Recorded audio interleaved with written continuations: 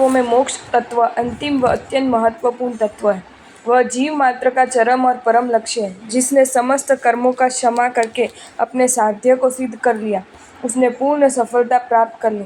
कर्म बंधन से मुक्ति मिली कि जन्म मरण रूप महान दुखों के चक्र की गति रुक गई। सदा सर्वदा के लिए सत्यचित आनंदमय स्वरूप की प्राप्ति हो गई। मोक्ष की परिभाषा। तत्वार्थ सूत्र में मोक्ष की परिभाषा देते हुए कहा है, कृत्सन कर्म क्षय मोक्ष। संपूर्ण कर्मों का क्षय ही मोक्ष है, अर्थात आत्मा और कर्म का अलग अलग हो जाना ही मोक्ष है। संपूर्ण कर्मों का क्षय उसी दशा में हो सकता है जब नवीन कर्मों का बंध सर्वथा रोक दिया जाए और पूर्वबद्ध कर्मों की पूरी तरह निर्जरा कर दी जाए। जब तक नवीन कर्म आते रहेंगे तब तक कर्म का आत्यंतिक क्षय संभव नहीं हो सकता। इसलिए कहा है, बंध हेतु भाव निर्जराभ्याम। बंध के हेतुओं के अभाव से और निर्जरा से संपूर्ण कर्मों का क्षय संभव है।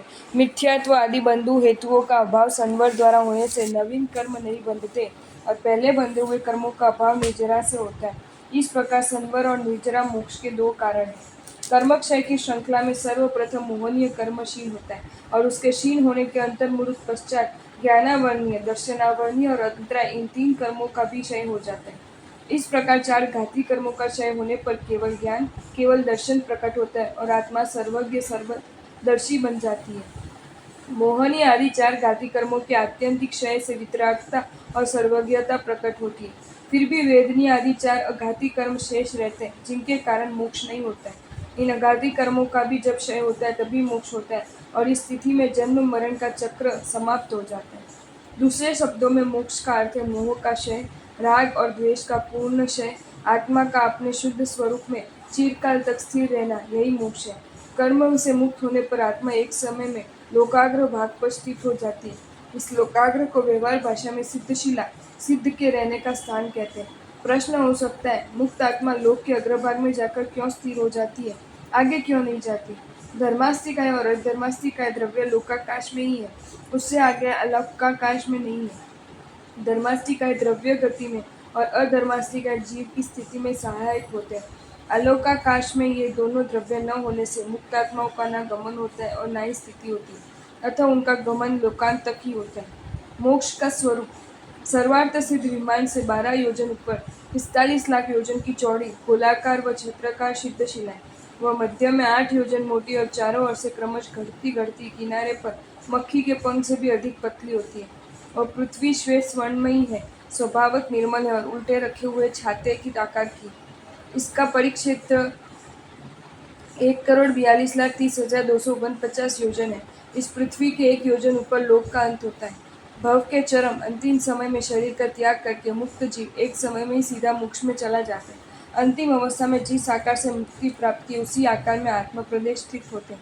अंतिम भव में जो शरीर की अवगाहना लंबाई होती है उससे 2/3वां भाग त्रिभाग हीन मुक्त जीव की अवगाहना समझनी चाहिए। जैसे 500 धनुष अवगाहना वाले की 333 धनुष और 32 अंगुल परिमाण वहाँ अवगाहना होती है। मोक्ष का सुख। मोक्ष के सुख का वर्णन करते हुए आचार्य उमा स्वामी ने लिखा है, मुक्त आत्माओं का सुख विषयों से अति अव्यभाग है। संसार के सुख विषयों की पूर्ति, वेदना के अभाव पुण्य कर्मों के इष्टफल रूप है, जबकि मोक्ष का सुख कर्म क्षय से उत्पन्न परम सुख रूप है। सारे लोक में ऐसा कोई पदार्थ नहीं है जिसकी उपमा सिद्धों के सुख के साथ की जा सके। औपपतिक सूत्र में वर्णन है, सिद्ध शरीर रहित होते, वे चैत्य ध्यान और केवल ज्ञान केवल दर्शन से संयुक्त होते। साकार और अनाकार उपयोग उनके लक्षण है। सिद्ध केवल ज्ञान से युक्त होने पर सर्वद्रव्य गुण पर्याय को जानते हैं। मनुष्यों को न ऐसा सुख होता है न सब देवों को, जैसा कि अव्ययबाद सुख सिद्धों को प्राप्त होता है। यदि तीनों कालों से गुणित देव सुख को अनंत बार वर्ग को वर्ग से गुणित किया जाए तो भी वह सिद्ध के एक आत्म प्रदेश के सुख के समान नहीं हो सकता। संपूर्ण कार्य सिद्ध करने के कारण वे सिद्ध है। सर्व तत्व के पारगामी होने से बुद्ध है। संसार समुद्र को पार करने के कारण पारंगत है। हमेशा सिद्ध रहेंगे, अतः परंपरागत है। जन्म जरा मृत्यु के बंधन से छूटने के कारण मुक्त है। सिद्ध के 15 भेद। मोक्ष आत्म विकास की चरम एवं पूर्ण अवस्था है। पूर्णता में किसी भी प्रकार का भेद नहीं होता, अतः मुक्तात्माओं में कोई भेद नहीं है। प्रत्येक आत्मा अनंत ज्ञान, अनंत दर्शन एवं अनंत गुणों से परिपूर्ण है। सिद्धों में 15 भेदों की कल्पना की गई है और केवल लोक व्यवहार की दृष्टि है। 15 प्रकार के सिद्ध।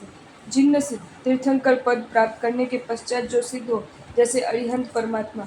अजीर्ण सिद्ध, तीर्थंकर पद प्राप्त किए बिना सामान्य केवली बनकर मोक्ष जाना, जैसे पुंडरीक स्वामी आदि। तीर्थ सिद्ध, तीर्थ यानी साधु साध्वी श्रावक श्राविका ऐसे चतुर्विध संघ की स्थापना के बाद शासन की विद्यमानता में जो सिद्ध हो, जैसे जम्बू स्वामी आदि। अतीर्थ सिद्ध, तीर्थ की स्थापना के पहले या तीर्थ विच्छेद के बाद सिद्ध हो, जैसे मरुदेवी माता आदि।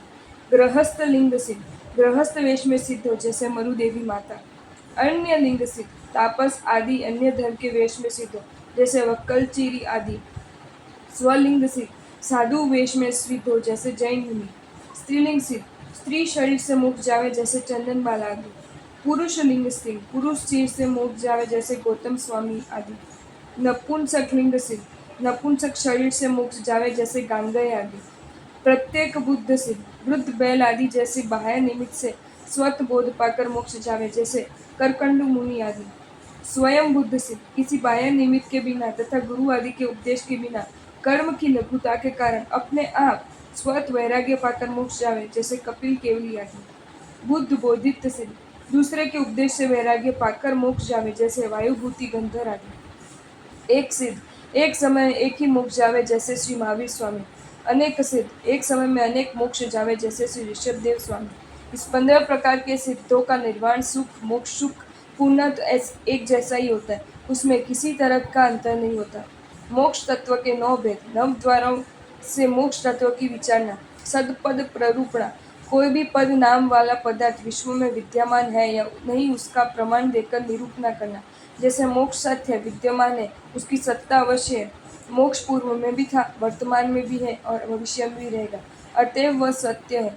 आकाश कुसुम की तरह असत्य नहीं है।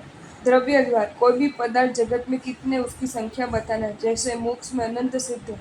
क्षेत्र द्वार, कोई भी पदार्थ कितनी जगह में है ये बताना, जैसे सिद्ध आत्मा लोक के असंख्यात्वे भाग में रह रही है।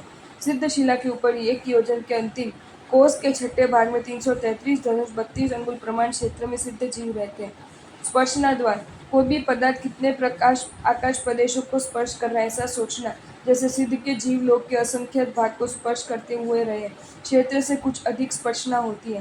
काल द्वार, कोई भी पदार्थ की स्थिति कितने काल तक है वह विचार है, जैसे एक सिद्ध के जीव की अपेक्षा से सादी अनंत और सर्व सिद्धात्माओं की उपेक्षा से अनादि अनंत काल।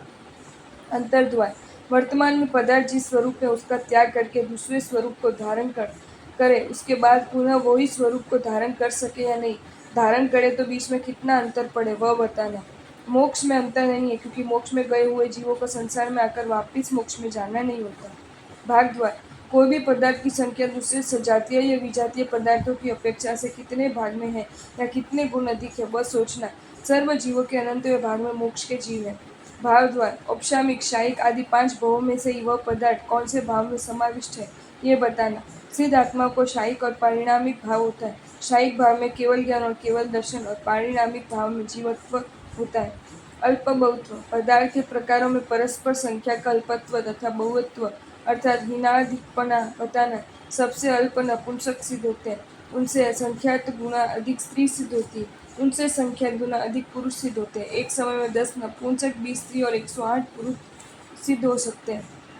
मोक्ष प्राप्ति के उपाय, मोक्ष प्राप्ति के 4 उपाय, ज्ञान दर्शन चारित्र तप। ज्ञान से तत्वों की जानकारी और दर्शन से तत्वों पर श्रद्धा होती है। चारित्र से आते हुए कर्मों को रोका जाता है और तप के द्वारा बंधे हुए कर्मों का क्षय होता है। इन चारों उपाय में कोई भी जीव मोक्ष पा सकता है। उनकी साधना के लिए जाति कुल वेश आदि कोई भी प्रतिरोधक नहीं है, किंतु जिसने भी कर्म बंधन को तोड़कर आत्मा गुणों को प्रकट कर लिया वह मोक्ष प्राप्ति का अधिकारी बन जाता है। जैन दर्शन में गुणों का महत्व है, व्यक्ति जाति लिंग कुल संप्रदाय आदि का महत्व नहीं है। तत्व ज्ञान प्राप्ति का उपदेश, जैन दर्शन की ये तात्विक व्यवस्था मोक्ष मार्ग परक है, यानी जीव को कर्म बंधन से मुक्त होने का पुरुषार्थ करने और मोक्ष प्राप्त करने के लिए प्रेरित करती है। इस दृष्टि से इन जीवादि 9 तत्वों में से प्रथम जीव और अजीव ये 2 तत्व मूल द्रव्य के वाचक है। आश्रव पुण्य पाप और बंध, ये 4 तत्व संसार व उसके कारण भूत राग द्वेष आदि का निर्देश कर मुमुक्ष की साधना को जागरूक करते हैं तथा संवर और निर्जरा ये 2 तत्व संसार मुक्ति की साधना का विवेचन करते हैं। अंतिम मोक्ष तत्व साधना के फल परिणाम को संकेत करता है कि जीव स्वयं अपने स्वभाव को प्रकट कर उसी में रमण करते हुए आत्मा से परमात्मा बन जाता है। उस परमात्मा पद की साधना और उसका स्वरूप समझने के लिए ही जैन विचारकों ने तत्व ज्ञान का ये विस्तार किया है।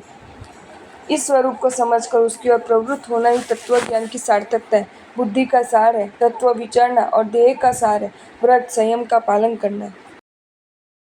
आपको ये वीडियो अच्छा लगा हो तो इसे लाइक करें और शेयर करें और ऐसे ही नए नए वीडियोज देखने के लिए सब्सक्राइब करें हमारी channel Jain facts and stories को।